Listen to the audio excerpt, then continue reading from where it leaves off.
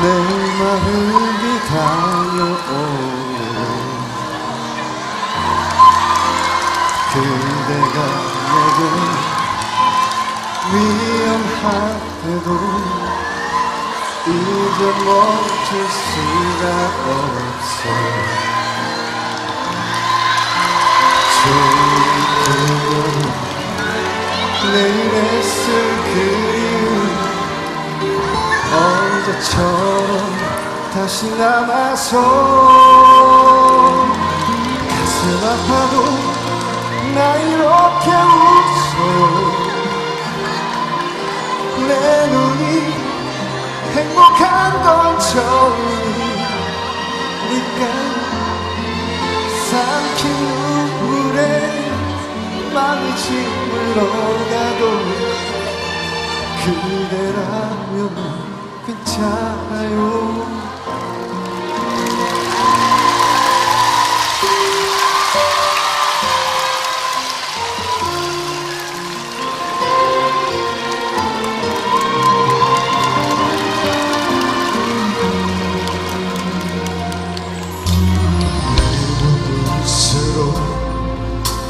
눈물 날수록 알 수 없는 힘이 생겨요.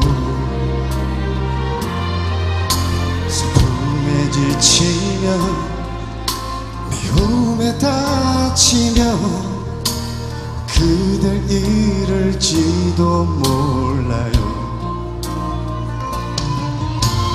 알고 있나요? 내 기다림이 훨씬 삶보다 더 길다는 것을. 가슴 아파도 나 이렇게 웃어요. 내 눈이 행복한 건 처음이니까 삼킨 눈물에 마음이 짓물어가도 그대라면 괜찮아요. 두 번 다시 그댈 볼 수 없다면 아무것도 못 보게 될 텐데 눈을 뜨고도 감은 것처럼 어둠 속을 걷게 될 텐데 하고 싶어요. 사랑하고 싶어요. 내 품이 달아 없어지는 날까지 남은 소원은 다 버려도 좋으니 내겐 다른 사람만 오직 이 한 소원만 그대라면 감사해요.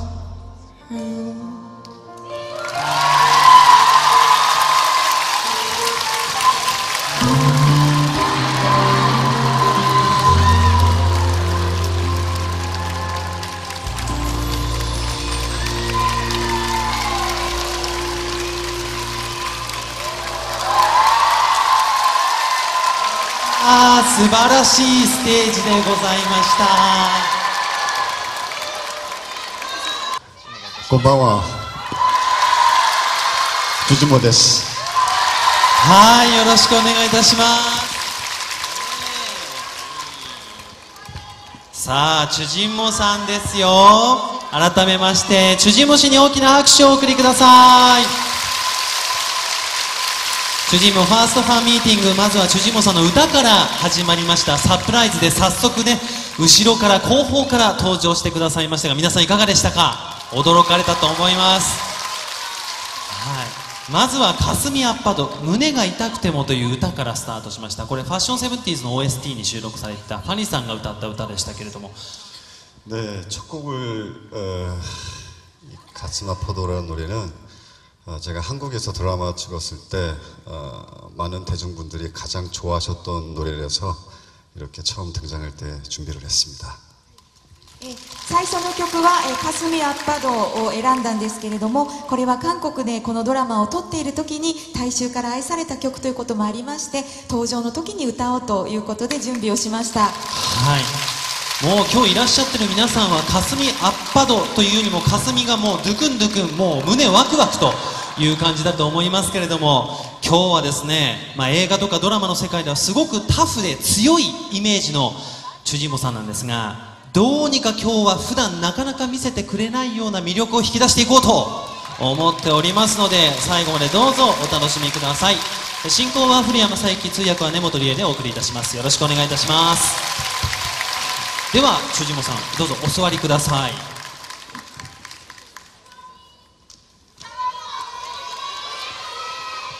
ねえ、はい、もう今日はファンの皆さんがいらっしゃってますから、改めてこういった経歴をお話しするのもなんなんですが、まずは簡単にチュジモさんの経歴から簡単にご紹介させていただきます。1974年生まれの O 型、僕も一緒です。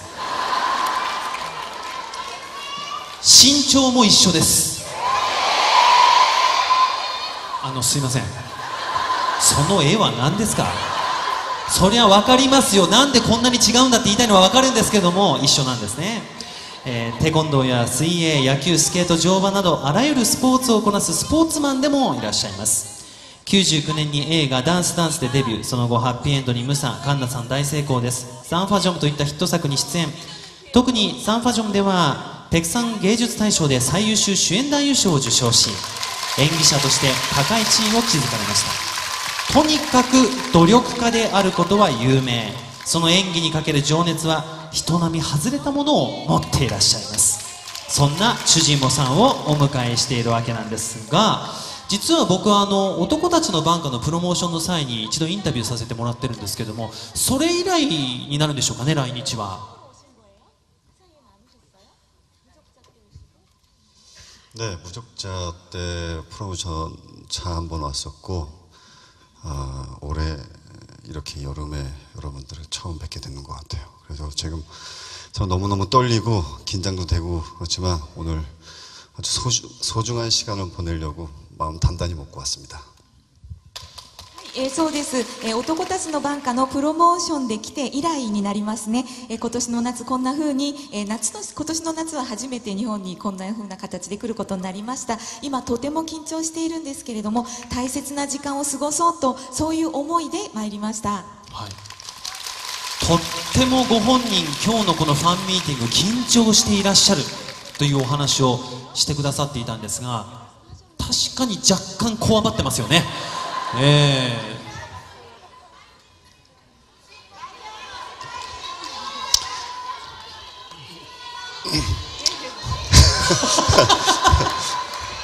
제가 그 연기자이기 때문에 이렇게 무대에서 이렇게 많은 분들을 뵐 기회가 별로 없는데, 또 오늘 팬미팅이라는 걸 생애 처음으로 또 이렇게 해보고, 어쩔 수 없는 연기자이기 때문에 겉모습은 되게 이렇게 자연스럽게 보이고 떨리지 않아 보이지만, 가슴속에서는 심장 박동수가 평상시보다 4배 이상 뛰고 있다고 생각합니다.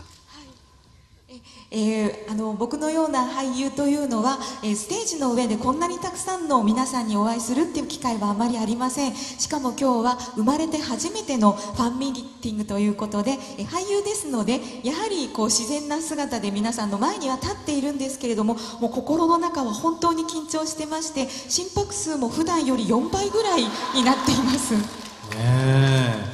やでもこの笑顔がね、いいですよね。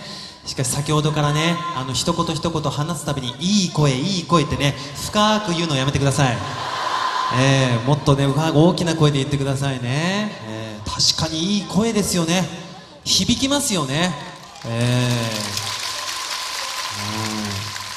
日本には何度かいらっしゃってると思いますけれども、数えるとちょっとこう何度かっていうふうに正式な数は出てこないかもしれませんが、もう何度ぐらいいらっしゃってるんですか제가 98년도에 처음으로 일본을 방문한 기억이 있었고요. 그 후에 거의 10년 가까이 오질 못했다가 작년부터 몇 번 인사를 드리러 또 영화 홍보차 왔었고 그래서 지금까지 합해보면 한 7번 정도 왔던 걸로 기억나요. 네. 僕が初めて来日したのは1998年だったんですが、それ以来10年近く来日する機会がありませんでした。でも去年からまた何回か映画のプロモーションなどで来日することになりまして、全部合わせると多分7回ぐらいかと思います。汗を拭くたびに起きる拍手。何でしょうか、この同い年なのに落ち着きの違いは。驚きますけどね。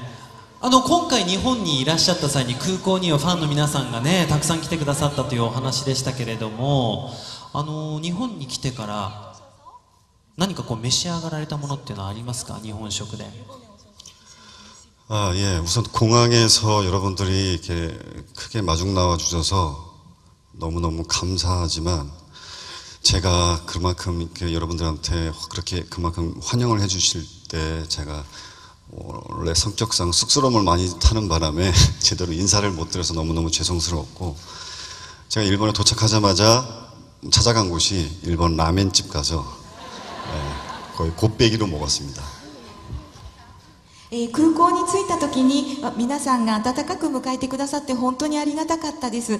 ただ皆さんが歓迎してくださっている中、僕自身は実は性格が照れ屋なものですからあまりしっかりと挨拶ができずに申し訳ありませんでした。そして日本に到着して真っ先に向かったのがラーメン屋さんでした。大盛りを食べました。大盛りを召し上がられたというね。ちなみに空港ではですね、本人本当に緊張していらっしゃったそうで、すごくシャイということで、当日その場に行ったスタッフがですね、僕に当日のそのチュジンボさんがどんな様子だったのか教えてくださったんですけど、こんな感じだったそうですね。ファンの方がここにいらっしゃって、チュジンボ氏こんな感じだったと聞いておりますけれども、本当ですか？예, 그랬어요. はい、そうでした。ねえ、すごく緊張していらっしゃったということなんですが、そんな温かいファンの皆さんに囲まれながら日本上陸を果たしたということですけども、今回のファンミーティング、第1回目ということで皆さんも楽しみにしていらっしゃったと思います。このファンミーティングを通してチュジンボさんが一番伝えたかったことっていうのは何だったんでしょうか？ 예, 우선 제가 한국에서 배우 활동을 10년 이상 하고 있지만서도 이렇게 제대로 된 팬미팅을 해본 적이 없다가 또 이렇게 일본에서는 이렇게 많은 분들을 모시고 하는 건 처음이고요. 그만큼 작품에서 보였던 제 이미지와는 달리 오늘은 저의 본 모습을 아주 자유롭게 보일 수 있는 자리를 기대하고요. 그만큼 보이도록 여러분들 많은 호응 부탁과 사랑 부탁드리겠습니다. 僕自身は韓国で10年以上俳優として活動していますけれども、このような形のファンミーティングというのは一度もしたことがありませんでした。そして今日こんな風に日本でたくさんの方をお迎えして行うファンミーティングは本当に初めてになるんですけれども、今日は作品のイメージとは違って本来の素の姿を皆さんにお見せできるのではないかと自分自身も楽しみにしてます。僕が素の姿をお見せできるように皆さんたくさんの応援と愛を送ってください。はい。ねえ。ちなみに今回ファンミーティングするにあたって俳優のお仲間の皆さんはどんな声をかけてくださったんですか？ 우선 제 주변에 있는 배우 친구분들은 다 한 번씩 여러분들한테 인사를 치른 유경험자이기 때문에 거의 저를 내려다보듯이 거의 가리키듯이 얘기를 해줬는데, 저는 마음속으로 이런 생각을 했습니다. 그분들이 했던 거와는 달리 전 저만의 방식으로 여러분들한테 친근감 있게 다가서려고 마음을 먹었었습니다. 僕の周囲の俳優の皆さんというのは大体1回はもう日本のファンの皆さんとファンミーティングを通して挨拶をした経験のある人たちばかりでしたので、ちょっと私のことを見下すような感じで教えてやるぞという感じでいろんなお話をしてくれました。でもその時に心の中で誓ったのは自分なりの方法で皆さんに親しみを持ってアプローチしようというふうに心を決めてまいりました。はい。それがオープニングのバラですからね。さあ、お仲間のお話が出たところで、実はですね、今日はお友達4名の方からメッセージをいただいておりますので、ご一緒にご覧いただければと思います。スクリーン皆さんもご注目ください。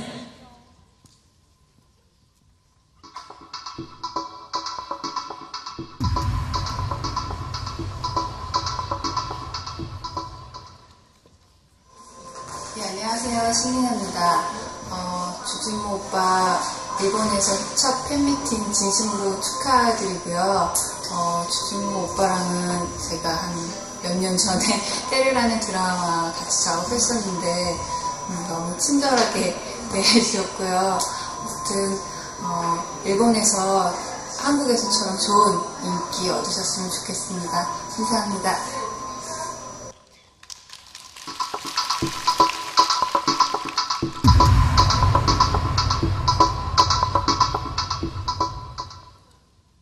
네, 안녕하세요. 김소윤입니다.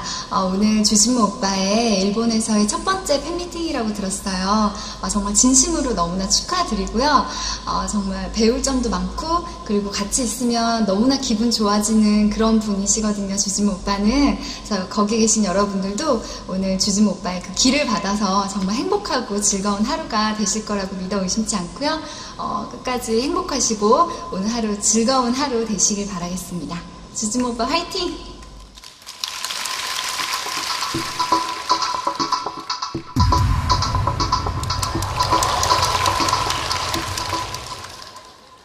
안녕하세요. 송서원입니다. 여러분들 잘 지내고 계시죠? 제가 다름 아니라 이렇게 인사를 드리게 된 거는 주진모 씨가 일본에서 처음으로 팬미팅을 연다는 얘기를 듣게 돼서 이렇게 인사를 드리게 됐습니다. 사실 저도 처음으로 일본에서 팬미팅을 했을 때 굉장히 떨었던 그런 기억이 나는데요. 지금 주진모 선배도 굉장히 떨고 있을 거라고 생각됩니다.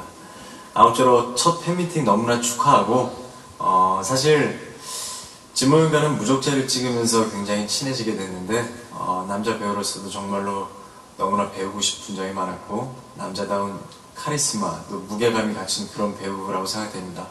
또 그 한편 또 사석에서는 굉장히 인간적인 면을 많이 보여주는 그런 재미난 선배여서 정이 많이 들었었는데 요즘 너무나 오랫동안 못 봐서 되게 보고 싶네요. 아무쪼록 진모 형 첫 팬미팅 너무나 축하하고 잘 마무리하고 거기 계신 일본 팬 여러분들도 진모 형 앞으로 더 많이 사랑해 주십시오. 여러분들 모두 항상 건강하시고 행복하십시오.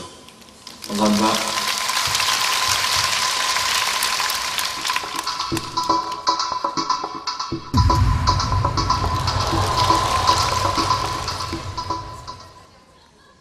안녕하세요. 장동건입니다. 배우 주진모 씨의 일본에서의 첫 번째 팬미팅 진심으로 축하드립니다. 저도 첫 번째 팬미팅 때 설레임과 기뻤던 마음이 아직도 생생한데 오늘 주진모 씨와 또 주진모 씨를 보기 위해서 또 응원해 주시기 위해서 모이신 팬 여러분들 평생에 잊지 못할 좋은 시간, 또 행복한 시간 그런 추억들 많이 만드시길 바라고요. 앞으로 주진모 씨가 배우로서 더욱 성장하고 여러분들에게 좋은 연기 보여드릴 수 있도록 팬 여러분들께서 많은 성원과 응원 아낌없이 해주시길 부탁드리겠습니다. 다시 한번 주진모 씨의 첫 번째 팬미팅 진심으로 축하드리고 오늘이 처음이지만 앞으로 또 3년, 5년, 10년, 20년 계속해서 좋은 자리 계속해서 만들어 나가시는 그런 팬클럽이 되었으면 합니다. 저도 옆에서 많이 응원하겠습니다. 감사합니다. はい、というですね、もうびっくりするような面々からのメッセージでしたが、新皆さんとはドラマパンチで、それから、キム・ソヨンさんとは最新作のカビでですね、それからソン・ソンさんとは男たちのバンカで共演されていらっしゃるわけなんですが、チャンドンゴンさんとは共演作っていうのはないですよね。 예, 동건 씨랑은 작품을 한 번도 해본 적도 없고 우선 카메라 앞에 같이 서본 적도 없는 사이입니다. 네. はい、そうです。ドンゴンさんとは共演した作品もありませんし、カメラの前に一緒に立ったという経験もないですね。ということはどういったつながりっていうかきっかけは何だったんですか？ 우선 제가 개인적으로 운동을 좋아하기 때문에 운동 모임이 있었는데 그 장동건 선배가 그 자리에 오셨었어요. 그래서 같이 운동을 하다가 친해지게 됐고 또 남자끼리는 또 술을 한잔 하면서 어떤 인간적인 부분도 알게 되고 또 서로 어떤 성격적인 부분이나 저는 또 선배로서 많이 배울 점이 있어서 많이 따라다녔었는데 그러면서 서로 친해지고 그래서 지금 뭐 배우 친구이기보다는 현재는 인간적인 친구로 잘 지내고 있는 사이입니다. まずは個人的に運動が好きだということもありまして運動するそういう集まりに行ったんですね。そこにチャンドンゴン先輩も来ていまして運動も一緒にしながら親しくなりました。そしてやはり男同士ですから一緒にお酒を飲みに行ったりすることもあってそういうところで人間的な部分も見るようになりそして性格ですとか人となりそれから先輩として本当に学ぶべき点があるなというふうに思ってよく一緒に行動していました。そんなふうにして親しくなったので今は俳優としてというよりも、人間同士本当の友達のように過ごしてます。お二人ともすっごい渋いんですけど一体お酒の席では何を話すんですかね。 술자리를 갔다 보면 몇 시간이 걸릴 수 있는데 사실 남자끼리는 그렇게 많은 대화가 필요 없다고 생각해요. 눈빛만 봐도 알 수 있을 정도. 그래서 술자리를 있다 보면 하루에 그 시간에 한 10마디도 안 나눌 때도 있고 그냥 각자 하고 싶은 얘기만 하다가 집에 가는 경우도 많습니다. そうですね男同士というのは、あまり会話はいらないですよね。目を見ただけでも分かるということもありますし、一緒にお酒を飲みに行って、長い時間いるんですけれども、言葉としては10個ぐらいも話さないこともあればお互いが、言いたいことだけを言ってもうそのまま帰るっていうこともあります。目と目合わせて杯交わして1日に10回ぐらいしか会話を交わさない飲み会客観的に見ると不思議な空間ですよね。 뭐 그런 시간 안에 또 저희가 개인적으로 저희들끼리 그런저런 노래 부르는 거 좋아하다 보니까 오히려 그 마이크 하나를 두고 쟁탈전이 벌어질 정도로 제가 3곡 하면 동건이 형은 4곡 부르고 제가 4곡 부르면 동건이 형 5곡 부르고 그런 식으로 노래만 부르다가 집에 간 적도 있습니다. そうですねそういうふうに一緒に時間を過ごすことが多いんですけれども個人的に2人とも歌を歌うのが好きなんですね。だからマイク1本あれば一緒に過ごせます。ある時はマイクの争奪戦になってしまって僕が3曲歌うとドンゴンさんは4曲僕が4曲歌うとドンゴンさんは5曲歌うっていうような感じで本当に歌だけ歌って帰ることもあります。 すごいですね。まとめますと、1日あっても10回ぐらいしか会話を交わさず目と目を合わせて会話を交わし杯を交わしながら歌を歌いまくるというですねすごい飲み会というかもうこれはちょっと参加してみたい感じがしますけども大人の男の飲み会だなという感じがしますね。 참고로 말씀드리자면 그래서 제가 오늘 이 자리에서 가장 말을 많이 하는 날이 아닐까 싶습니다. ですので参考までにお話ししますと今日の場所っていうのは僕が最もたくさんの話をしているそんな場所ではないかと思います。今日この場が一番言葉数の多い一日になるということは非常に嬉しい限りでございます。はいということでこれからもですね素敵な男性同士のお付き合いを育んでほしいなと思いますしまた機会があればぜひ飲み会でどんな話をするのか教えていただきたいなと思うわけでございます。ありがとうございます。 はい、さあそれではここでですねデビュー作からこれまでの奇跡をハイライト映像にまとめてみましたのでこちらをご覧いただきたいと思いますがその間にチュジモさんはお着替えのため一旦退場していただくことになりますのではい温かい拍手でお送りください。さあどんなスタイルで今度は登場するでしょうか楽しみにしていてくださいね。それでは皆様スクリーンご注目ください。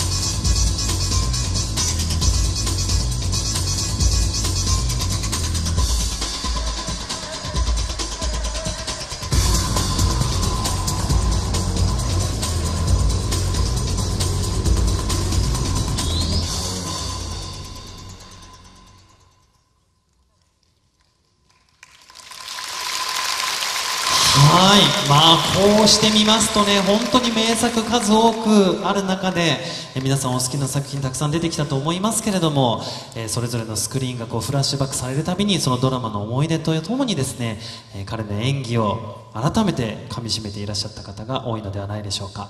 さあ、それではお着替えはどうですか？お、済みましたね。では改めてお呼びいたしましょう。主人公さんどうぞ。おーっと、カジュアルに来てくれましたよ。随分とカジュアルに。 예, 제가 평상시에 양복을 잘 입는 편이 아니라서 아까 마음도 되게 어색했지만 그 양복도 굉장히 어색해서 많이 불편했다가 이렇게 옷을 갈아입고 나니까 많이 긴장이 풀리네요. 좋네요. 예. 普段は僕は服の着こなしが得意っていうわけではないので、先ほどは気持ちもぎこちなく、そしてまた衣装もちょっと硬かったかなと思ったんですけれども、こうして着替えてくるとちょっと緊張がほぐれた気がしていいですね。はい。これはどちらかというと普段着に近いスタイルですか？ 네, 뭐 평상시에 이렇게 양말도 안 신고 이렇게 편하게 입고 다니는 걸 좋아합니다. 네. はい、そうです。普段はこんな風に靴下も履かずにラフな格好をするのが好きです。はい。僕も明日から靴下しばらく履くのやめようと思います。はい。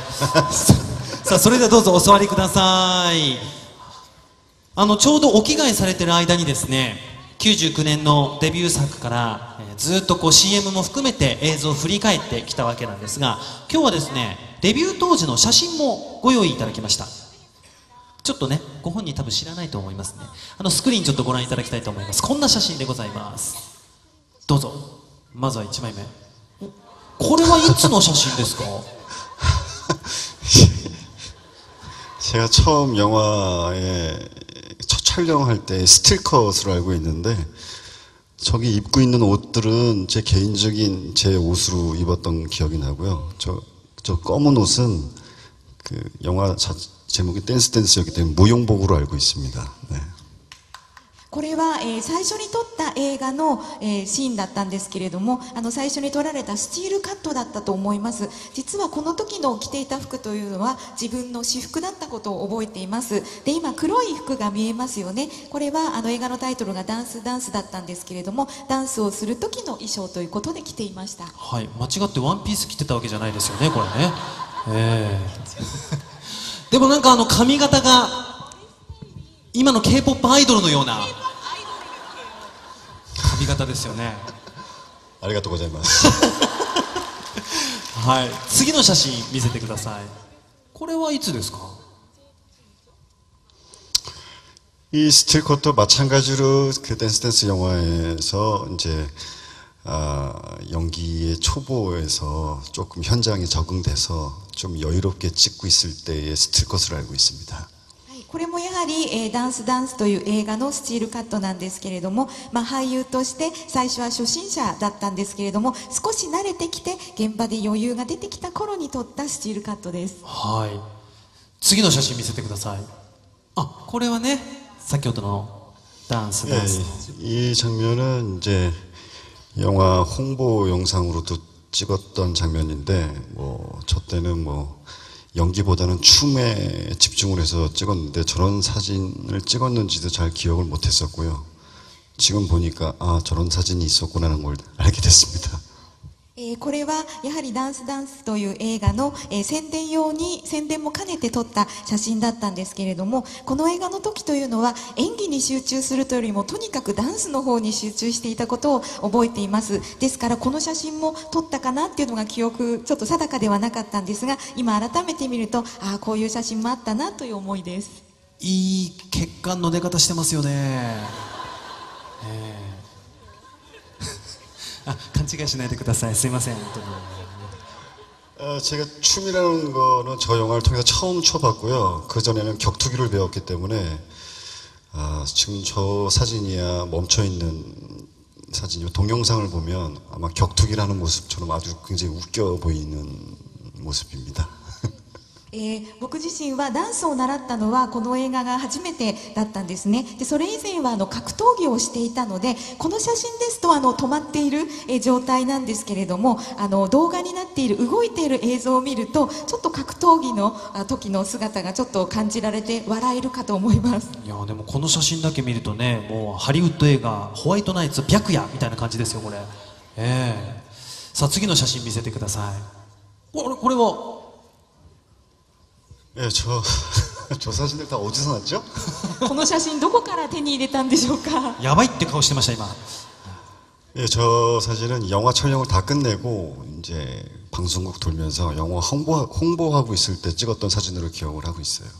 これは映画の撮影が全て終わって、そのプロモーションのためにテレビ局を回っていた時の写真だったと思います。はい、これすごく何か考えていらっしゃる感じがするんですけども。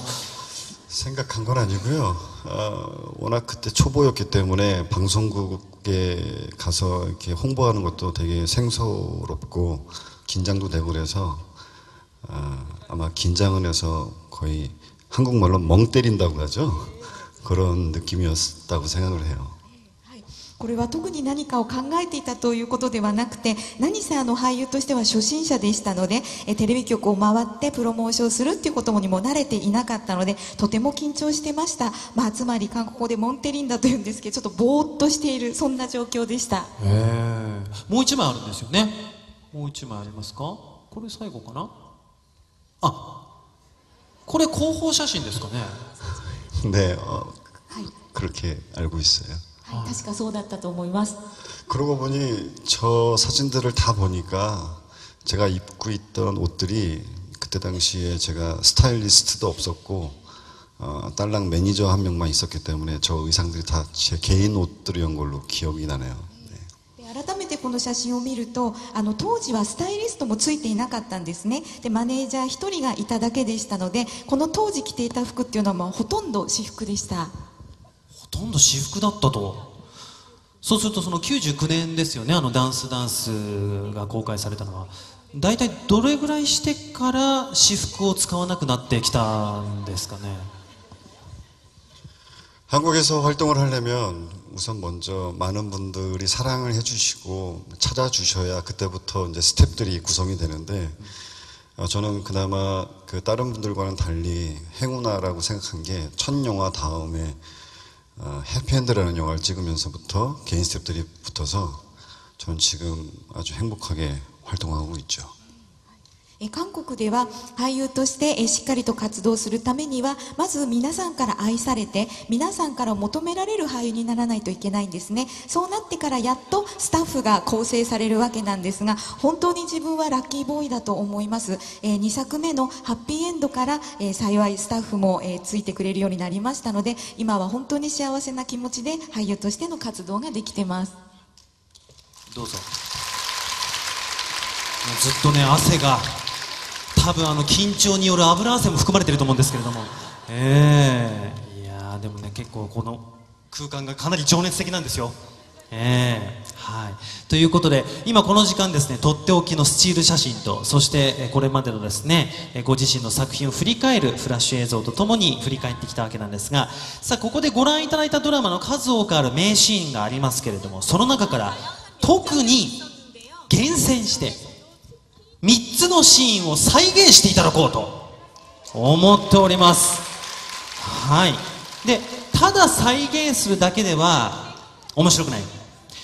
これご自身からの、主人公さんからの一つの提案ということで、会場にいらっしゃるファンの皆さんと一緒に演じていただこうということでですね、これから3つの作品のそれぞれの相手役を演じていただく方を抽選で選びます。はい。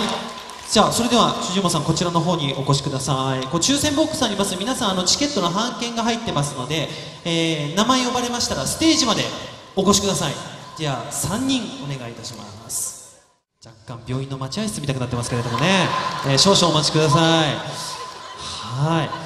さあこれから数多くある名シーンがありますけども、一体どのシーンを演じていただくのかはこのスクリーンでお見せしたいと思いますので、よろしくお願いします。はい。どうですか、ファンの皆さんとこれから演技をするっていうのはやはり緊張しますか？ 우선 이게 카메라 없이 이렇게 많은 분들에서 연기라는 걸 처음 하기 때문에 여기 앉아 계신 분들의 입장과 똑같다고 생각해요. まずはこれほどたくさんの皆さんの前で演技をするということ自体初めてなので、上がってきてくださって今座っていらっしゃるファンの皆さんと同じ気持ちです。そうですよね、緊張してらっしゃいますよね。でもドキドキしてますよね。ワクワクしてますよね。はい、ドキドキワクワク入り混じる、そんな状況だと思いますが、飯塚さんいらっしゃいましたか？あ、はい、ありがとうございます。気をつけてお上がりください。じゃあどうぞお座りください。さあ、それではですね、これより皆さんもお楽しみ、会場にいらっしゃるファンの皆さんと共に名演を再演していただきたいと思います。それではまずは映像をご覧いただいて、一体どんなシーンだったのか振り返っていきたいと思います。まずはこちらを演じていただきます。どうぞ。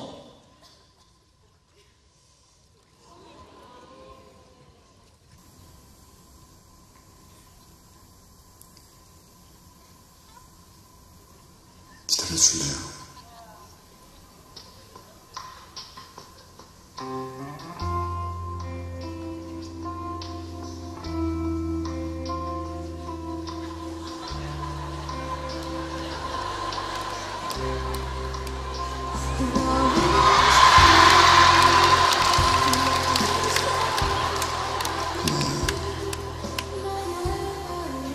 나 알고 있었어요. 제일씨 나쁜 사람 아니라는 거.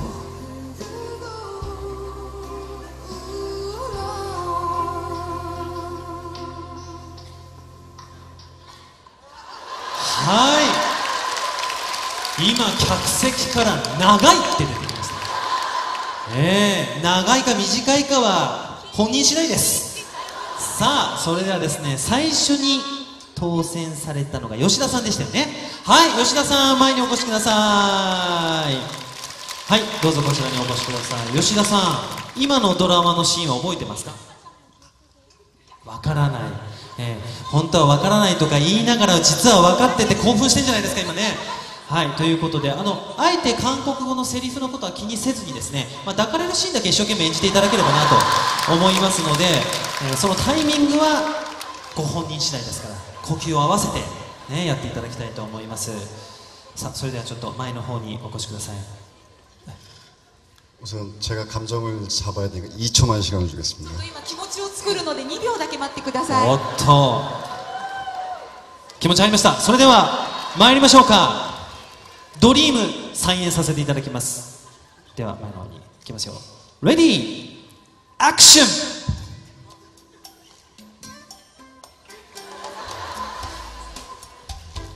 기다려줄래요?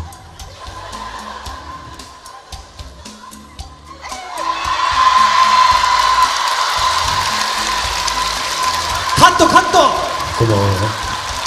カットカットカットカット。吉田さん、先ほどかなりビビってらっしゃいましたけど、思いっきりこうやってましたよ今。どうでしたか今どんなお気持ちですか？腰砕けそうです。腰砕けそうって本当に砕けてますよ。大丈夫ですか？いやちょっとじゃあもうそちらの方にお戻りください。ちなみに吉田さん、今の演技は何点満点中何点ぐらいですか100点満中100点です。もう言わないで、喋らなくていいです。大丈夫です。お座りください。どうでしたか吉田さんの演技は？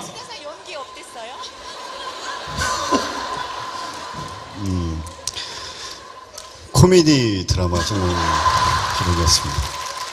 ちょっとコメディをやったかなというような気持ちでした。本当にすごかったですね。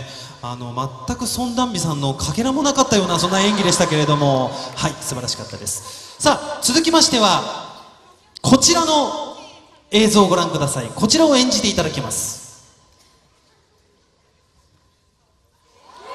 お？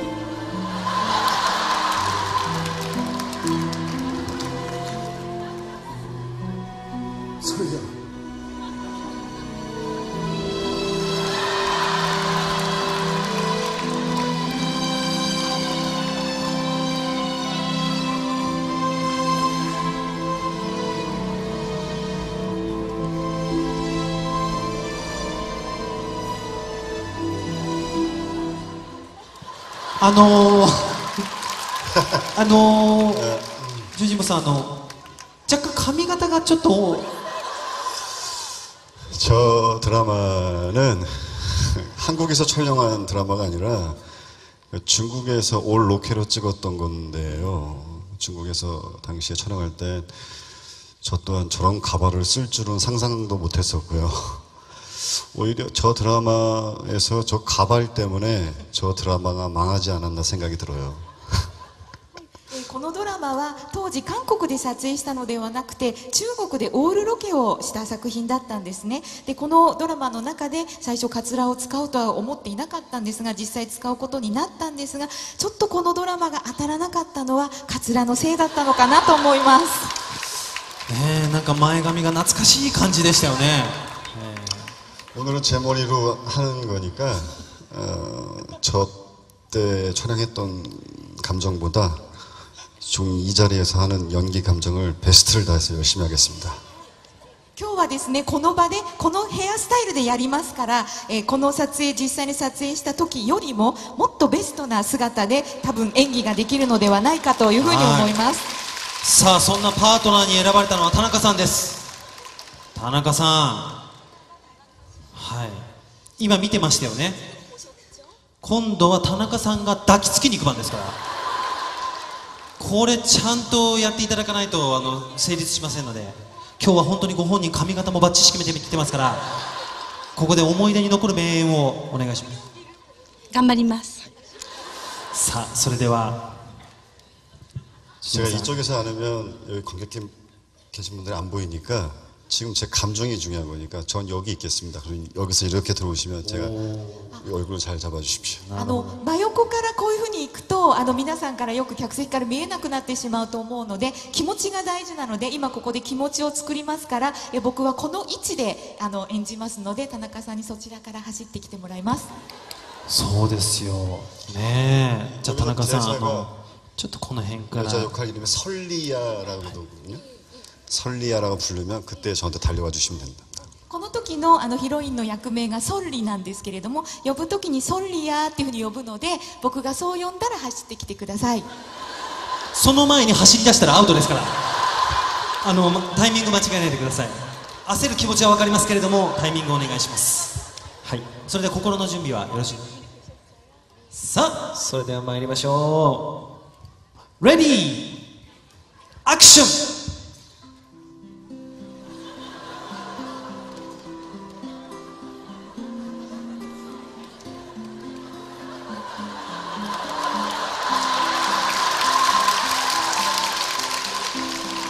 설리아.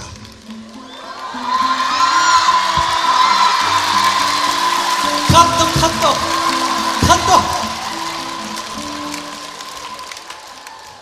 田中さん、僕はちゃんと見てましたが、ソンリのソでもうかかとが浮いてましたよ。もう待ちに待ってましたと言わんばかりでしたけれども、どうでしたか？光栄でした。光栄でした。田中さんの演技はいかがでしたか？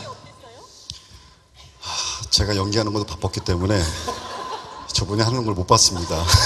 実はもう自分の演技で精一杯でちょっと相手役の演技がちょっと見逃してしまいました。いやでも素晴らしかったです。はい、ありがとうございます。これ2回連続で抱きつくシーンなんですけど、これ最後の作品は一体どうなるんでしょうかね。最後でございます。では最後の作品、まずは映像をご覧ください。どうぞ。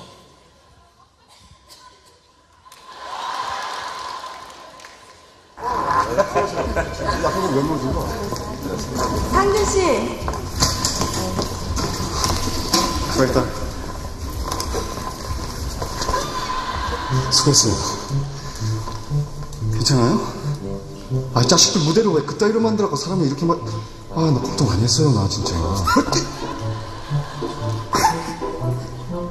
예. これはすごいですよ。まずはチュジンモさんから抱きつきに行った後、飯塚さんから抱き返すわけです。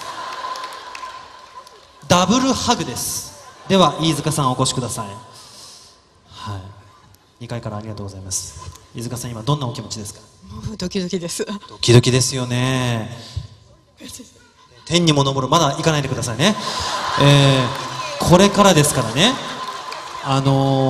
とにかくまずはチュジモさんが抱きしめます。ちょっと確認した後に抱きしめ返してください。こういう演技でございます。よろしいでしょうか。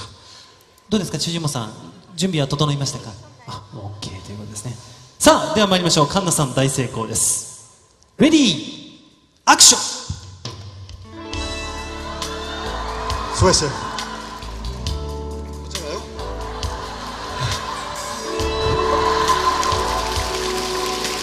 카ットカットカット。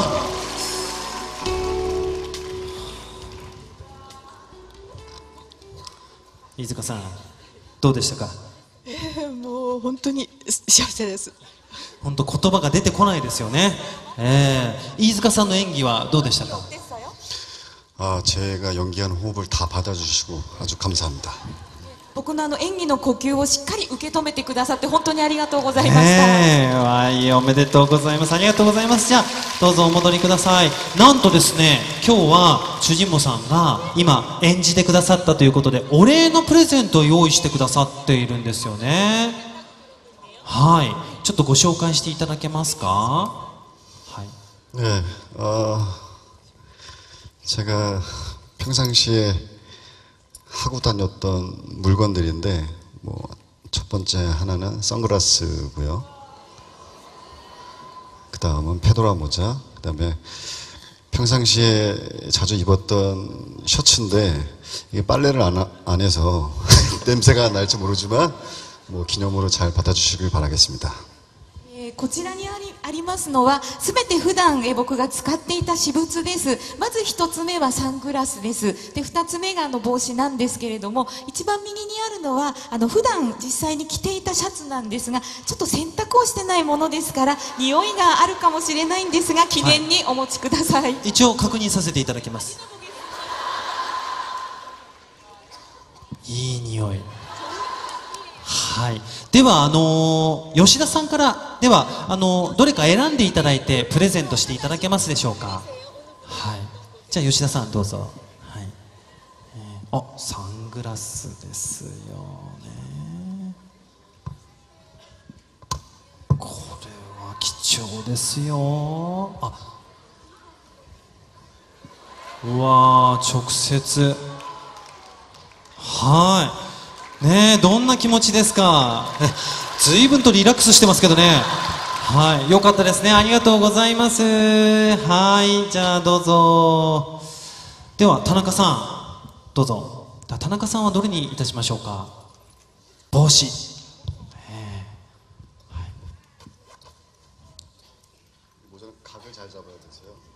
帽子というのはこの形ですねが大事なんですね。はい、これは嬉しいですよね。はい、よかったですね。はい、ありがとうございます。はい、では飯塚さん、最後ね、匂いがたっぷりと残っていらっしゃいます、ね、今多分抱きしめられて匂い確認できたと思いますので、同じ匂いです。はい、さあ、着ていきますか？多分今日ね、はい、じゃあ羽織っていただいて、もうご自宅に着く頃にはべちょべちょになってるかもしれませんけども、はい、はい、でも今日のカラーリングに合ってますね。はい、ありがとうございます。はい、素晴らしい演技を見せてくださった3名の方に大きな拍手をお送りください。ねえ、いかがでしたか、チュジンボさん、このコーナー。 너무너무 즐겁고요. 저 또한 아까는 긴장했지만 지금 저도 시간 가는 줄 모르고 지내고 있습니다. とっても楽しかったです。もうさっきまでは緊張してたんですが、もう今はどんな風に時間が経っているのかもわからないくらいです。はい、さあここでチュジンモさんにはですね、次の準備に取り掛かっていただこうと思いますので、ここでまた少しだけ一旦退場となります。では温かい拍手でお送りください。はい、さあ次はどんなスタイルで登場してくださるんでしょうかね。楽しみですね。はい、チュジンモさんどうぞ。おっと、こりゃかっこいい姿で登場してくださいましたが、はい、今回の映画なんですけれども、やはり舞台がですね、バリスタという、このコーヒーを入れる人を舞台にしているというか、中心になっているわけですから、やはりその映画の撮影に合わせて相当コーヒーを入れられている、入れる訓練をされていると聞いてますけども。 네, 올 초 겨울부터 지금까지 계속 커피를 만들고 있고요. 지금은 이제 집에서도 제가 항상 즐겨 마시고 있고, 제 주변 지인들한테 항상 커피 테스트를 받으면서 아주 맛있게들 다 드시고 계셔서 지금 틈날 때마다 커피를 만들면서 좀 새로운 취미 생활로 삼고 있습니다. そうなんです。この前の冬から本当に、つい先頃までずっとコーヒーを入れ続けていました。家でもよく好んで飲んでいますし、周りの知人の皆さんにもテイスティングをしていただくと皆さん美味しいって言ってくださるので、今はもう暇を見つけてはコーヒーを入れるというのが趣味になりました。やはり今回の映画に合わせて美味しい入れ方というものをご自身でもう身につけられたって感じですか？ 예, 커피라는 거를 뭐 기술적으로 많이 배운 것보다 아주 기본적인 것만 배웠고요. 저를 가르쳐 주셨던 선생님께서는 커피를 만드는 방법보다 그 마음이 중요하다고, 그 정성이 중요하다고 항상 그러셔서 마음과 정성을 항상 생각하고 만들고 있습니다. コーヒーの入れ方なんですが、基本的なことを習いまして、あまりテクニックというのは習いませんでした。というのは教えてくださった先生がコーヒーを入れるときには心が大切だと、真心が大切だっていうふうに教えていただいたので、いつも入れるときには真心を込めて入れるようにしてます。ねえ、その温かい心、共演されているキム・ソヨンさんだけじゃなくて、今日こちらにいらっしゃるファンの方にも分けていただくことは可能でしょうか？ 그럼요, 물론. もちろんです。ねえ、こちらなんとこれからコーヒー入れていただきます。そしてまたなんか病院見たくなってますけど、3人の方にそのコーヒーを飲んでいただきます。はい、では先ほど同様ですけれども、抽選ボックスの中から3名の方を、選んでいただきまして、呼ばれましたらどうぞステージまでお上がりください。これは貴重ですよ。まずはですね、1階0列、0列ってあるんですね。1階0列77番、田沢さんいらっしゃいますか？1階0列77番。はい、おめでとうございます。はい、ありがとうございます。続きまして1階5列16番、1階5列16番斉藤さん。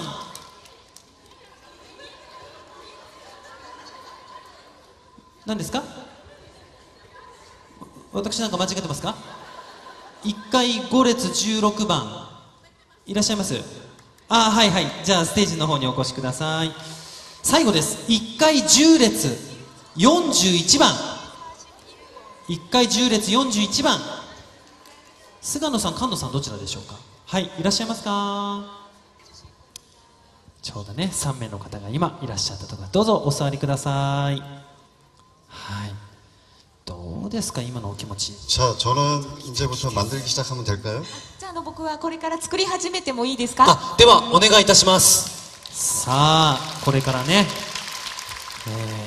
心を込めて入れていただけるということでございます、ね、ドキドキしている。信じられないです。信じられませんよね。直接入れていただくコーヒーですからね。絶対砂糖なんて入れないでくださいよ。お願いします。はい、さあどうですか？びっくりしました。びっくりしますよ。コーヒーはお好きですか？映画も楽しみですね。はい、そうですね。どうですか？びっくりです。びっくりですね。コーヒーはお好きですか？大好きです。よかったです。普段のコーヒーとどれだけ味が違うのか教えてください。はい。さあ、そんな中ね、見えますか？ちょっと見えるように、見えますか？ご覧ください。豆引いてるだけで絵になりますよ。このままずっと弾いててほしいですよね。まあ、残念ながら時間の関係で弾き損ねる感じになってしまいますけども、もうね、この BGM がまたね、ちょっとこう地方の喫茶店みたいでいいですよね。はいね、さあ今豆を弾いております。結構ね弾きますね。細かく弾かれるんですかね。はい。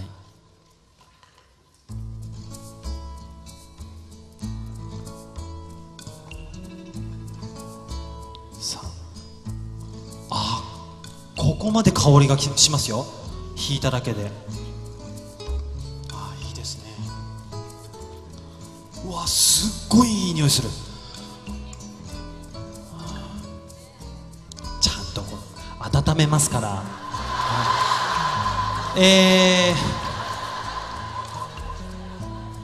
まあ、見なかったことにしといていただけますよね。結構ね、なみなみに注がれまして、そしてもちろんポットに戻します。入れ物を温めて、はい、ちょっと見えますかね。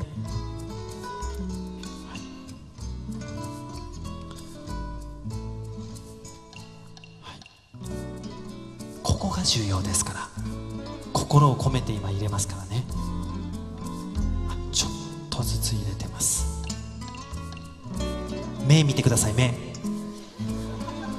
すっごい真剣な目つきですよ。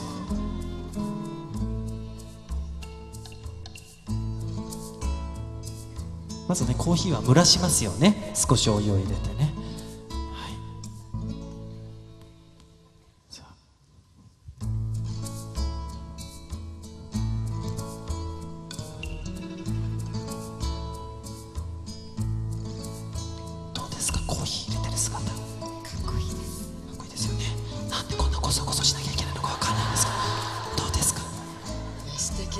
素敵ですよね。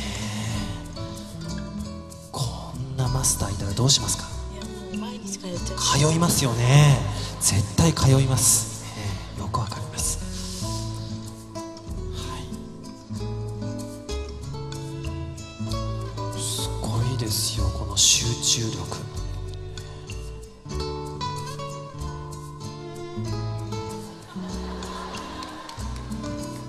このキュートな笑顔どうですか？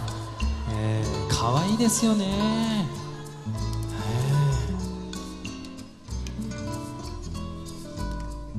僕もこれからね、コーヒーを入れるときには真剣に入れようと思います。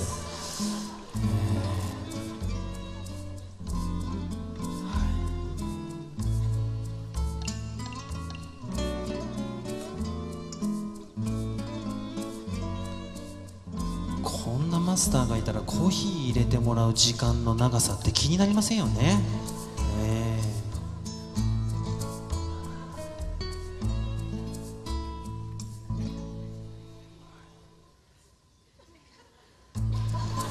一応3人分をね考えていらっしゃるということで、まあね、どう見ても3人なんですけど、一応数えさせていただきました。さあ、ちゃんと分量をね計算されて、なるほど。来ましたよ。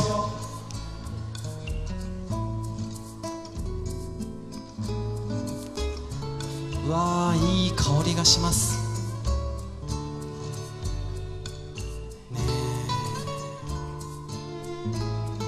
コーヒーはね、技術ではないと、心だと、そういうふうにおっしゃっておりました。さあ、その心がね、お三方にどう伝わるのか。今コーヒーが入りました。さあ、 오늘은 자리가 자리인지라 저도 긴장을 해서 그런지 많이 떨려서 오늘 맛이 어떨지 되게 궁금하네요. 네. 今日はこのような場所だったので本当に緊張してしまいまして、今日の味はどうなのかとっても自分も気になってます。さあ、では入れていただきましたのでご賞味ください。はい、ね、じゃあどうぞお召し上がりください。緊張しますよね。まず香りからね楽しんでみてください。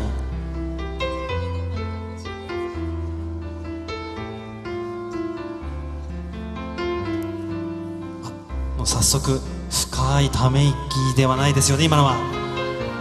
美味しいです。ちょうどいいぐらいの美味しさ。はい、あ、私好みの。私好み、まあ多分計算はされてないと思うんですけども、私好みという香りがいい。はい、素敵です。心を感じますか？あ、感じます。感じます。ありがたいという。どうですか？ジモさんの愛を感じます。うわー、来ました。愛を感じる。実際のところ味やっぱり違いますか？はい、今まで飲んだコーヒーの中で一番美味しいです。今まで飲んだコーヒーの中で一番美味しい。これはお墨付きいただきました。もうこれ余したら大変なことになりますから、せっかくですから飲んでてくださいね。えこんな昼下がりどうですか？いや、ここに来る前に飲んできたんですけれどもここに来る前に飲んできたけどこちらの方が美味しい。当然ですね。2杯目じゃないですよね。さあね、でもどうですかね。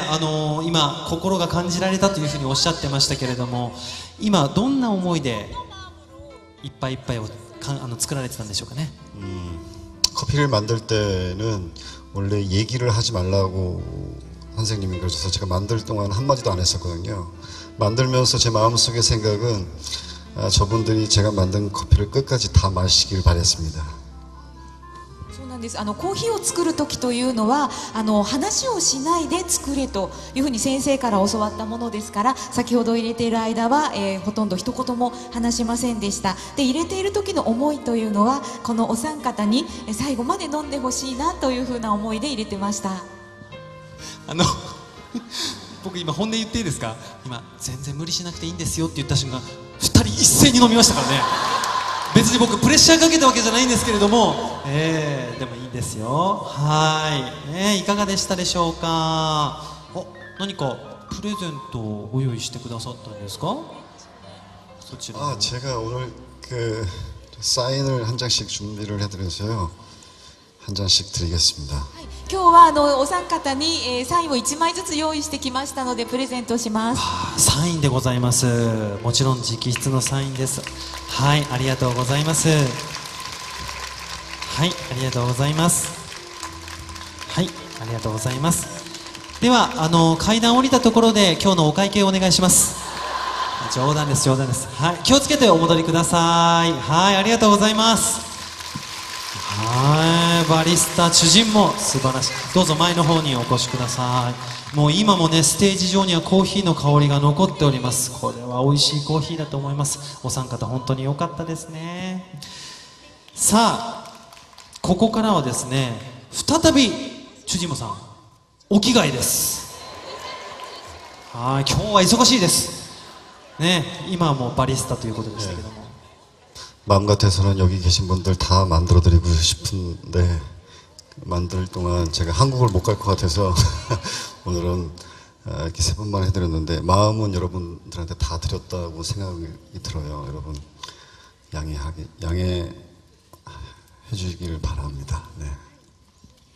できることならここにいらっしゃる全員の皆さんにコーヒーを入れて差し上げたかったんですけれども、そうしているともう時間がなくて韓国に帰れそうになくなってしまいますので、今日は3人の方だけに差し上げました。でも心は皆さんに届けたつもりですので、どうかご理解ください。はい、ありがとうございます。それではまた一旦お着替えのために退場いたします。温かい拍手でお送りください。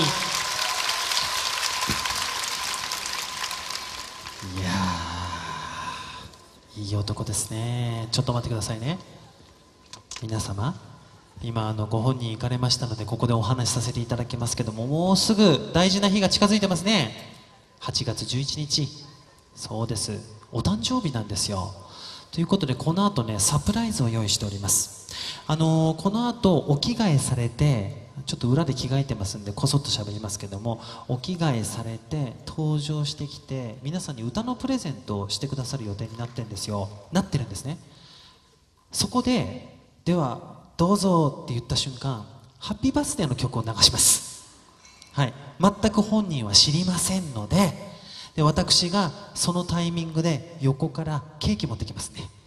はい、でそれでみんなで千切りチュッカの歌を歌ってあげたいと思います。よろしいでしょうか。はい、よろしいですか。でそれを終えた後にご本人に歌を歌っていただこうと思っておりますので、ご協力よろしくお願いいたします。はい、ありがとうございます。いやー、コーヒーね、美味しそうでしたよね。羨ましいですね。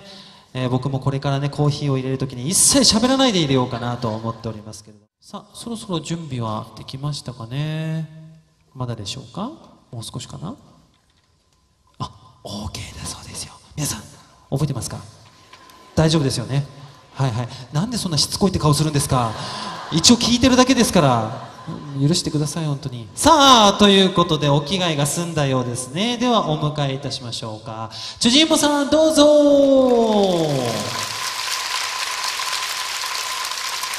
わー、またね、素敵な衣装で。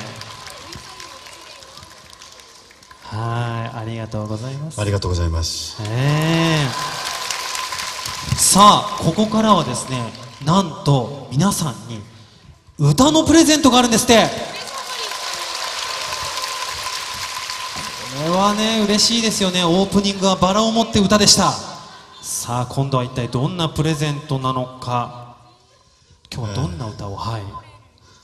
제가 오늘 일본에서 처음 팬미팅 하는 자리라서 항상 한국 노래만 부르다가 여러분들을 위해서 제가 일본어로 히토미오 도지테타라는 노래를 연습을 했거든요.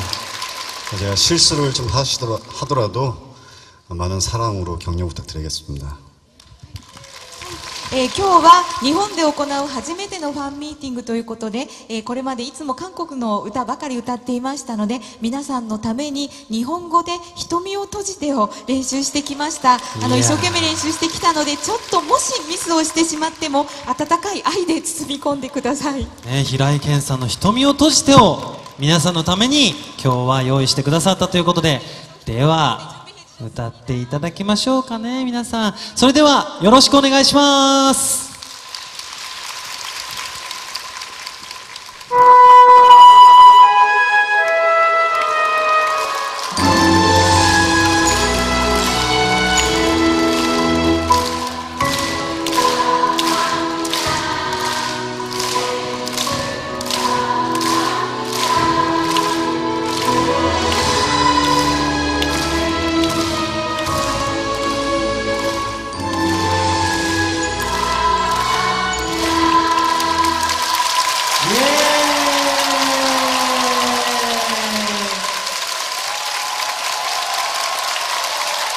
8月11日、ちょっと早いですけれども、お誕生日おめでとうございます。はい、これはみんなからケーキのプレゼントです。カメラさん、ちょっとこのケーキ取っていただけますか。コングラチュレーションズ。ねえ、みんなの思いをボールに例えて、そしてこのグラブでキャッチしてくださいというこちらのケーキでございます。じゃあみんなでいきましょうか。千切りチュッカンニダーって言いましょうね。いきましょう。せーの。千切りチュッカンニダー。おめでとうございます。 저는 가뜩이나 그 일본 노래를 하기 때문에 가사를 어떻게 해야 될지 머릿속으로 조마조마하고 있는데 음악도 달리 나오고 처음에 너무너무 당황을 했었다가 이렇게 나오니까 저 큰일 났습니다. 좀 이따 노래해야 되는데 가사 다 까먹어갖고 아무튼 이렇게 생일 케이크까지 만들어주셔서 너무너무 감사하고요. 아까 처음에 등장했을 때 심장 박동수랑 좀 똑같아진 것 같아요. 네. 今実は日本語の歌を歌おうとしていたところだったので、もう日本語の歌詞どうしよう、ちゃんと歌えるかなと思ってハラハラしていたところに音楽も違うのがかかったので本当に戸惑ってしまいました。そしてケーキが出てきたのでさらに驚きました。でもちょっとこれは大変なことになってしまいました。次日本語で歌う時に歌詞を忘れそうです。でも本当にこのようにケーキも用意してくださって本当にありがとうございます。今僕の心臓の鼓動は、登場した時と同じぐらいの心拍数になってます。はい、そりゃそうですよね。ピアノの美しい前奏が流れるかと思ったらいきなり童謡みたいなメロディーですからね。びっくりされたと思います。まあ今日会場の関係でろうそく立てられないっていうちょっとね申し訳ない状況があるんですけども、今日はどうでしょうか。皆様お一人お一人がろうそくになったつもりでこう辻本さんにふーってこう吹いてもらったら皆さんろうそく代わりにこうやっていただけますか。よろしいですか。さあそれでは今日は本当にたくさんのろうそくを用意しました。はい、ということであちらに別に皆さんを消したいという意味ではありませんからね、勘違いしないでください。さあそれではろうそくだと思ってふーっと優しく息を吹きかけてもらってよろしいでしょうか。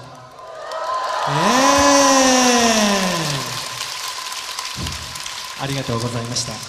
さあということでね、せっかくですからちょっとこう皆様をバックに写真撮影とかね、どうでしょうかね。はい、せっかくカメラさんもいらっしゃいますし、どうでしょうか。またねタイミングよく出てきてくれました。じゃあこれからファンの皆さんを背景にお誕生日写真を撮影したいと思います。はい、これは無理ですね。多分ですね持ち上げると倒れてしまうかもしれませんので、はいはい、さあ皆さんでは盛り上がってるようにこう手で最高の笑顔を作ってください。はい、さあそれでは写真撮影に参りたいと思います。バースデー写真です。さあでは皆さんよろしくお願いします。はい、花トゥルセー、いい顔してますね。はい、いい顔してますよ。はい、キムチ、キムチ、はい、いいですね。はいはい、よろしいでしょうか。もう一枚ラストにもう一枚。はい、はい、よろしくお願いします。はい、花トゥセ、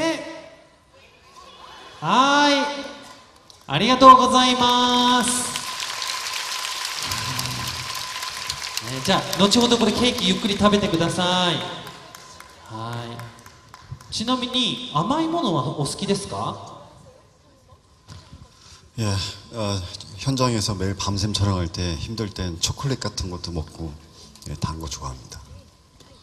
撮影現場でよく徹夜をすることもあるんですね。そういう時にはチョコレートとかを食べます。甘いものは好きです。はい、もうあれ食べたらね大変なことになると思いますけども、全部ぜひゆっくり食べていただきたいと思います。さあそれでは気を取り直して、ね、日本語の歌詞を忘れないうちに歌っていただきましょう。요번에 진짜 노래하는 건가요? 今回は本当に歌っていいんですよね。大丈夫です。今度は大丈夫です。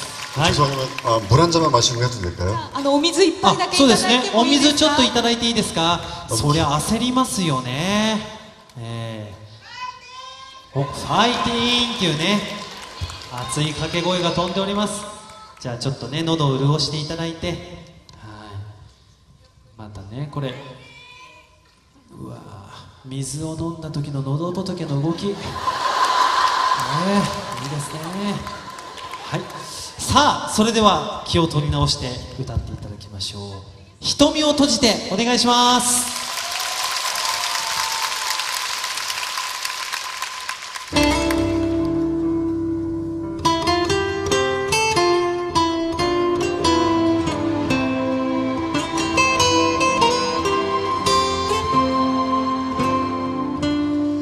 朝目覚めるたびに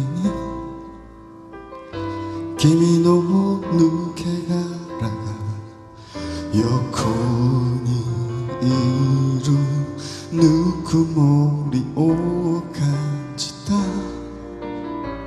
いつもの背中が冷たい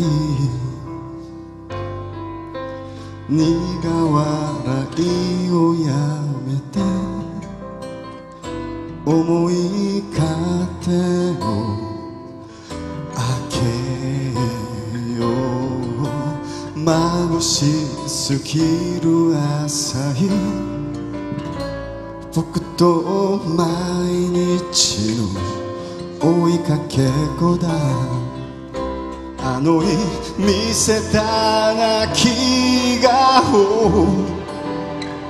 涙照らし夕日肩のくぬもり消し去ろうと願うたびに心が体が君を覚えている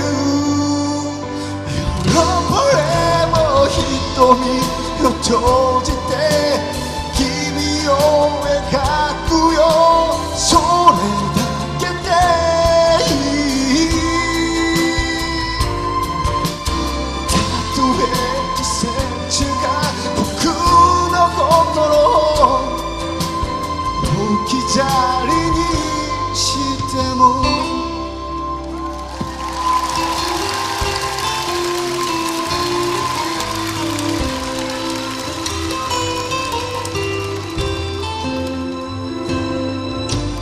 いつかは君のこと何も感じなくなるのかな今の痛み抱いて眠る方がまだいいかなあの日見てた星空願いかけて二人探した光は瞬く間に消えてくのに心は体は日々で輝いてるそれも瞳を閉じて君を描くよそれしかできないたとえ世界が僕を残して過ぎ去ろうとしても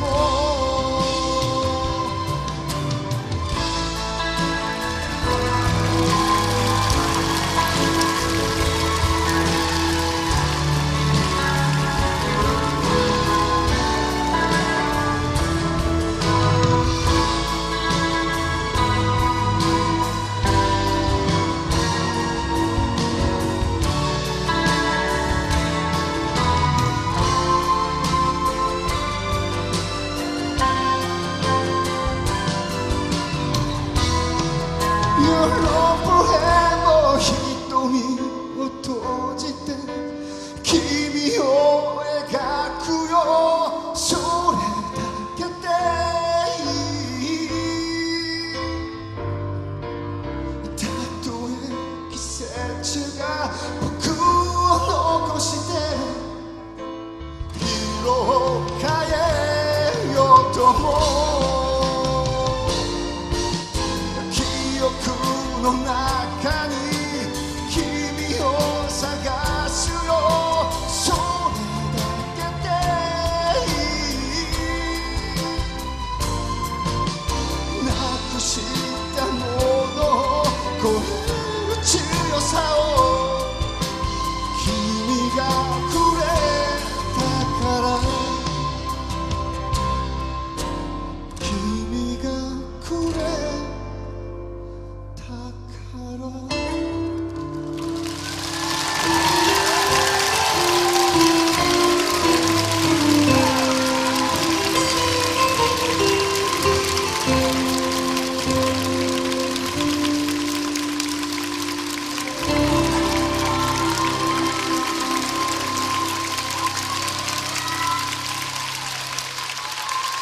瞳を閉じて、皆さんいかがでしたか？いやー、日本語上手でしたよ。本当ねえ、すごくその思いが伝わってきました。はい。実はもう一曲今日は歌を用意してくださってるんですよ。 네, 연달아 부르게 됐는데요. 지금 부를 노래는 원래 한국에서 유명한 가수가 불렀던 노래인데 제가 이번 한국에서 그 리메이크로 새로운 반주에 음반 녹음을 하게 됐어요. 그래서 올 겨울에 뮤직비디오와 함께 이 노래가 발매가 될 텐데 한국에서는 아직 녹음을 한 적이 없고요. 여기 오늘 이 자리에서 처음 불러보고 그 다음에 한국에 돌아가서 녹음을 할 예정입니다. 그래서 오늘 여러분들한테 첫 곡을 드리는 거라서 제가 실수를 하더라도 양해해 주시길 바라겠어요. 네. 続けてもう一曲歌わせていただくんですけれども、次に歌う曲はもともと韓国で有名な歌手が歌った歌のリメイクになります。新しい伴奏で、そして今回CD のレコーディングをすることになったんですね。でそれと合わせて今年の冬にミュージックビデオも合わせて出ることになっています。ただまだレコーディングはしていないので、本当にこの場所で歌うのが初めてになります。ここで歌って韓国に戻ってからレコーディングということになります。初めて皆さんにお聞かせするので、もしミスをしてしまってもご理解ください。いや、2曲続けてすっごい嬉しいプレゼントですよね。今日初めて歌ってくださるということで、一体どんな歌なんでしょうか。ではタイトルを教えてください。비처럼 음악처럼이라는 노래예요. 雨のように音楽のようにという曲です。ではお願いします。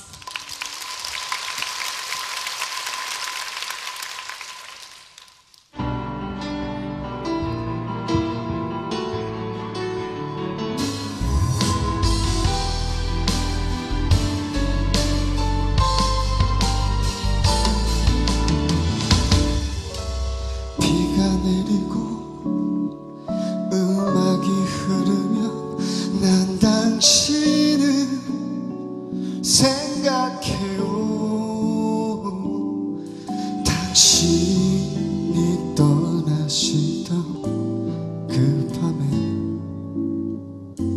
이렇게 비가 왔어요. 비가 내리고 음악이 흐르면 난 당신을 생각해요. 당신이 떠나시던 그 밤에 이렇게 비가 왔어요.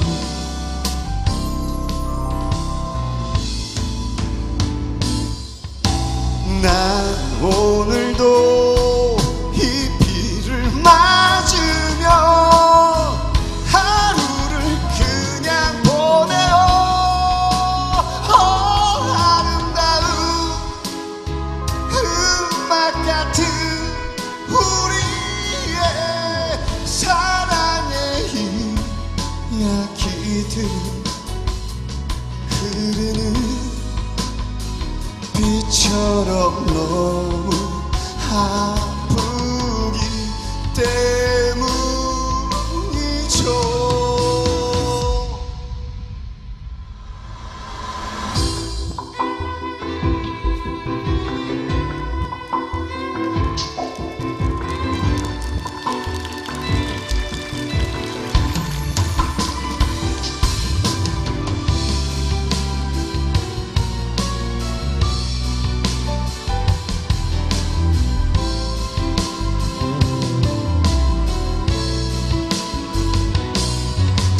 비가 내리고 음악이 흐르면 난 당신을 생각해요. 당신이 떠나시던 그 밤에 이렇게 비가 왔어요.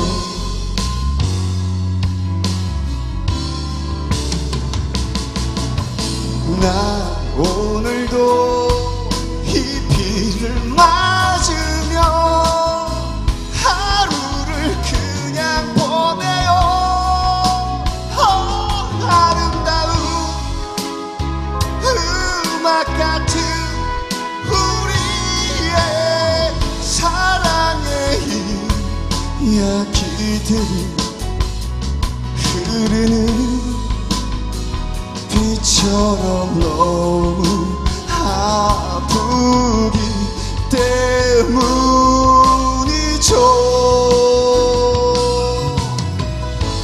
이렇게 아픈 비가 왔어요.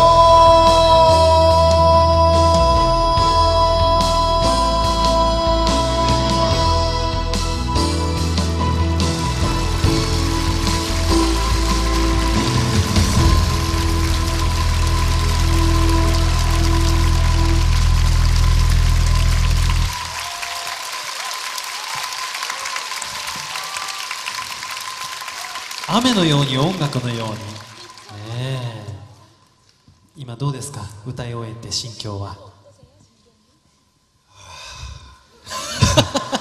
원래 이 노래가 굉장히 슬픈 노래인데 부를 땐 슬프게 부르려고 그랬는데 마음속에서 너무 기뻐서 노래를 더 잘 못한 것 같아요. もともとこの曲は悲しい曲なんですね。ですから歌う時のは悲しい気持ちで歌わなければいけなかったんですが、ここにいるととっても嬉しくて、そんな思いで歌ってしまったんで、あまりうまくいかなかったかなと思います。いやでもその思いは通じましたよね、皆さん。はい。さあ、では今日最後の抽選会となりますが、今日はさらにですね、3名の方に愛用品をプレゼントで持ってきていただいた、今日特別に用意してくださったプレゼントなのかな、これは。 네, 제가 여기 오기 전에 준비해 온 건데 네. 이렇게 또 선물을 드리게 돼서 저도 개인적으로 기쁘게 생각합니다. 네. そうなんです。今日こちらに来る前に、準備したプレゼントなんですが、この場で皆さんにこうしてプレゼントを差し上げられるのは本当に嬉しいです。はい。そうしましたら、一つ一つ紹介したいと思います。まずこちら、ロキシタンの香水用意してくださいました。はい。じゃあ香水のプレゼントです。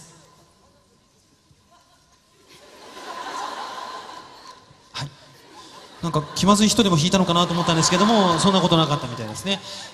香水のプレゼントは1階16列35番の方、石川さん、おめでとうございます。じゃあ取りに来てください。ステージの方にお上がりください。続きましてこちらは膝掛けですか。膝、はい、そうですね。膝隠し。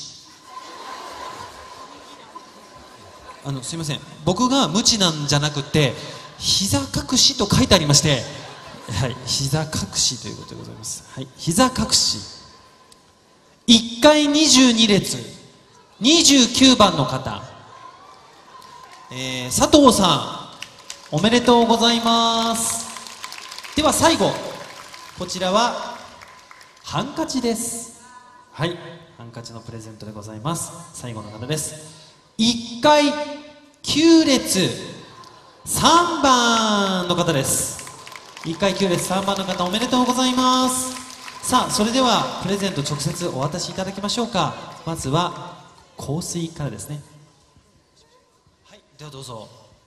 じゃあ直接ね、プレゼントを受け取りください。おめでとうございます。はい、ありがとうございます。続きましてこちらでございます。膝隠し。はい、どうぞ前の方にお越し。はい、おめでとうございます。はい、握手をしていただいて、はい、ありがとうございます。はい、はい、もう一方、はい、何のポーズか分かりませんけれども、おめでとうございます。じゃあこちらからいらっしゃいましたね。じゃあその場でプレゼントお渡しいただきましょうか。はい、どうぞ。おめでとうございます。ハンカチのプレゼントです。ありがとうございます。ありがとうございます。はい、ということで以上プレゼント抽選会でした。はい。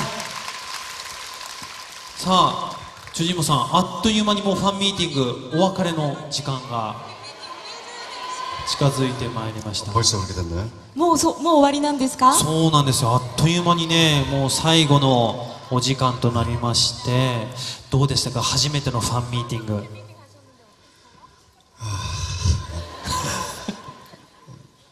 이렇게 시간이 금방 갈 줄을 정말 몰랐고요. 또 여러분들한테 더 좋은 모습, 재밌는 모습, 또 솔직한 모습 보여야 되는데 제가 오늘 너무 많이 긴장을 해서 쑥스러운 모습을 보여서 다 못 보여드렸던 것들이 너무 아쉽기도 하고, 다음 기회에 또 이런 자리가 있다면 그때는 더 많이 준비를 해서 여러분들한테 더 적극적인 모습 보여드리도록 노력하겠습니다. こんなに早く時間が過ぎるとは思ってもいませんでした。皆さんにはいい姿、楽しい姿、そして率直な姿をお見せしたいなと思ってたんですが、いろいろと至らないところばかりお見せしてしまったような気がします。本来の姿を見せられないところもあって残念だったかなと思うんですが、また次にこういった機会に恵まれたらもっともっと頑張っている姿をお見せしたいと思います。ぜひまた2回3回と日本のファンのために会いに来てほしいなと思いますので、ぜひまたファンミーティング開催してください。よろしくお願いします。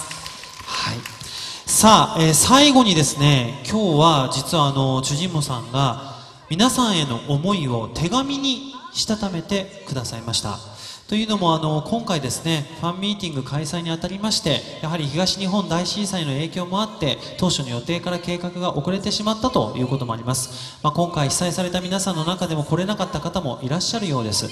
そういった皆さんへの思いも含めて、今日会場にいらっしゃってくださった皆さんに最後に温かいメッセージを送ってくださいますので、こちらを紹介していただきたいと思います。では準備よろしいでしょうかね。お願いいたします。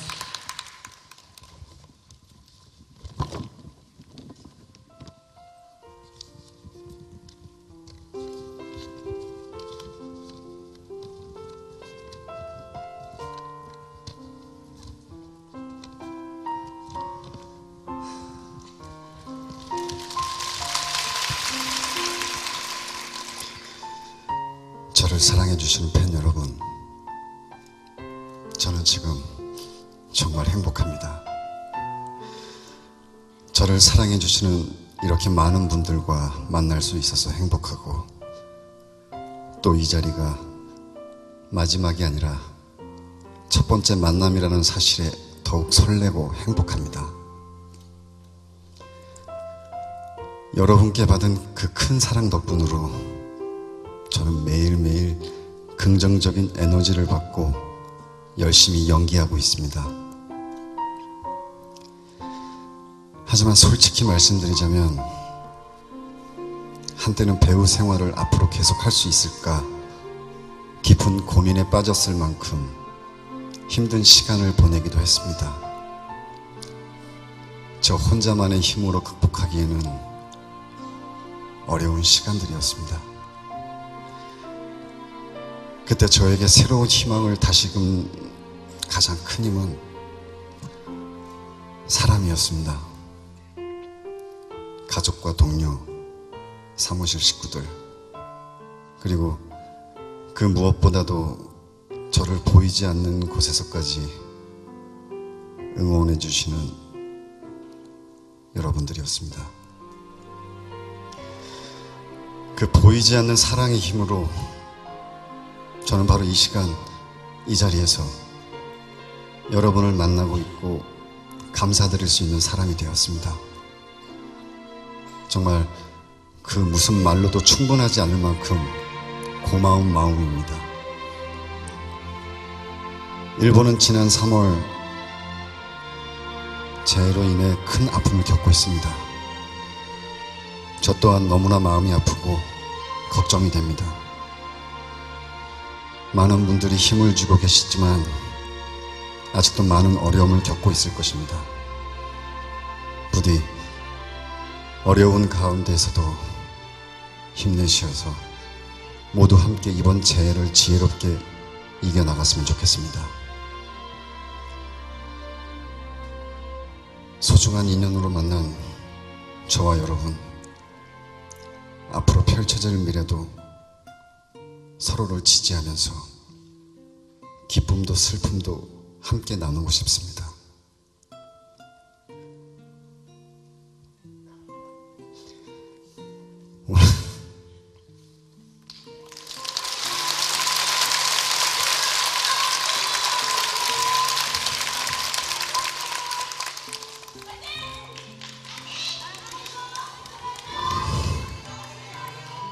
오늘 제가 가진 이 엄청난 행복처럼 팬 여러분도 행복하기를 소망합니다.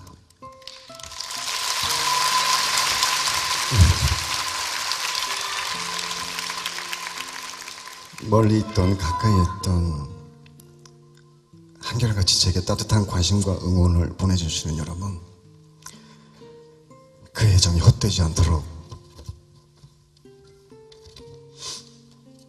앞으로도 최선의 노력과 열정을 잃지 않는 배우 주진모가 되겠습니다.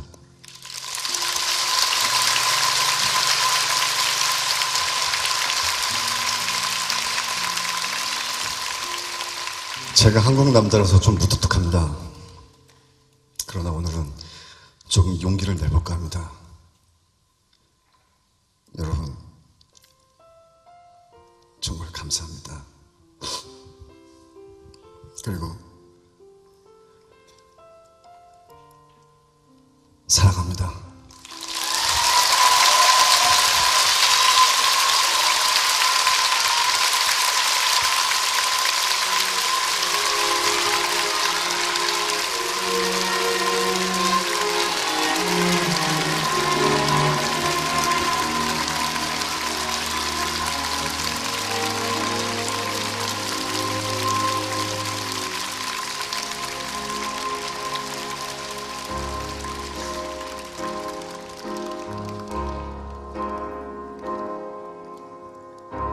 잠깐 기다려줄래?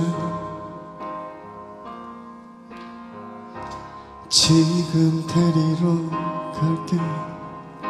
왜 자꾸 울기만 하니? 말해 어디에 있니? 네가 사랑하는 사람이 너를 두고 간 거니? 집으로 데려다 줄게. 가자 바람이 차가우니까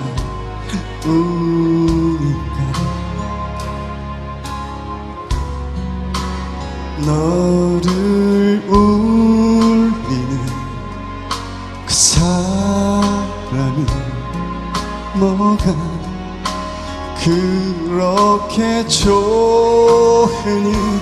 너는 모르지, 너만 모르지. 너를 사랑하는 내 마음 걸음이 느린 내가 먼저 가지 못해서 내 자리를 뺏긴 아픈 사랑을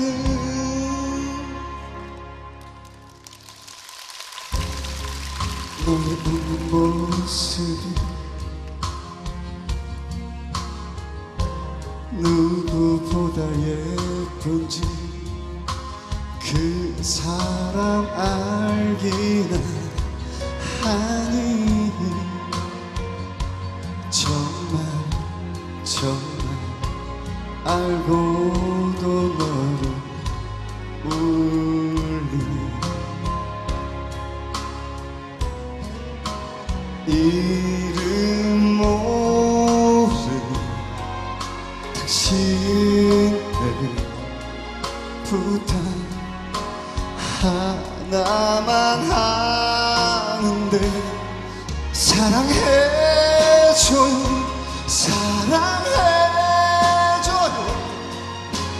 내가 사랑하는 그녀를 당신이 나 대신에 가진 나의 그녀를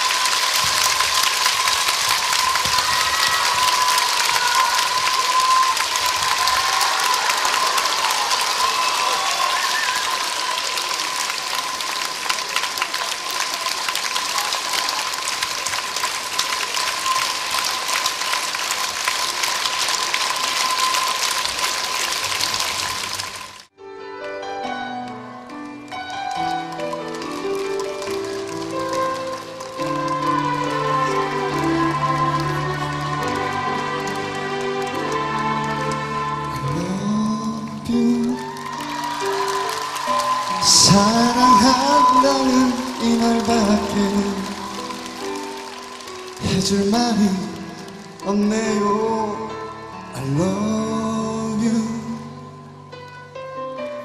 의미 없는 말이 되었지만 사랑해요. 이제 와서 무슨 소용 있겠어요. 다시 볼 수 없는 이별인데 돌이킬 수 없는 걸 잘 알고 있지만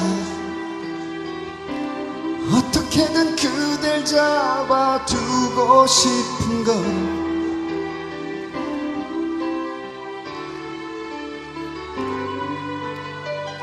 이 세상 아니라도 언젠가 우리 다시 만날 텐데 눈물 한 방울도 보여선 안 되겠죠.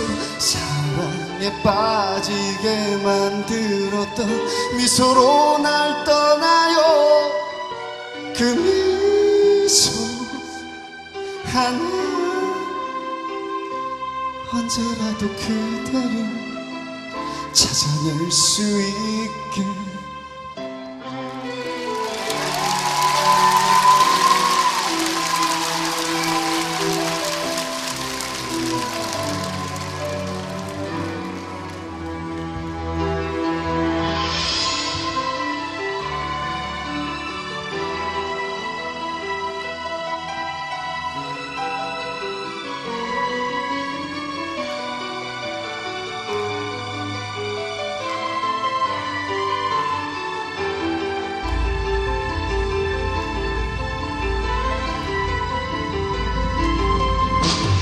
love you. 기억하나요? 처음 그대에게 느낀 그 떨림. I love you. 오랜 후에서야 내게 준 그대 그 한마디. 우리 사랑 안 될 거라 생각했죠. 너무나도 아름다웠기에 돌아서려 했었던 내 앞에 그대는 꿈만 같은 사랑으로 다가왔었죠.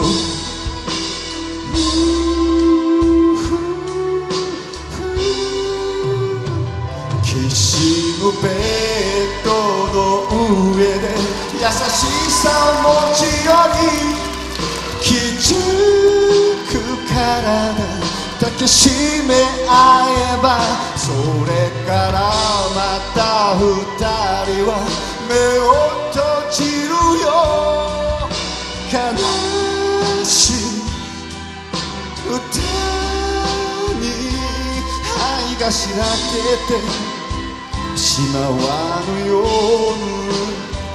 それからまた二人は目を閉じるよ悲しい歌に愛ししまわぬように